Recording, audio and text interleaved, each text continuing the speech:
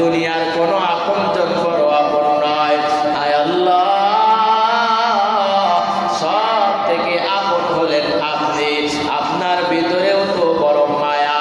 ও দয়ার মালিক, আপনি তো আমারে বড় মায়া করে বানাইছে।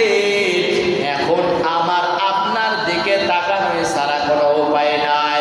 আল্লাহ বলবি, ফেরেশতারা দাঁড়াও, দেখো আমারে বান্দার আমল নামাটা দেখো, দেখো তার ভিতরেও কোনো আমল স্পেশাল আছে নি। আল্লাহর বান্দা তখন দাঁড়াইয়া ফেরেশতারা তারা আমল নামাটা খোঁজ করা শুরু করবে। তখন ফেরেশতারা বলবে, দয়ার মালিক,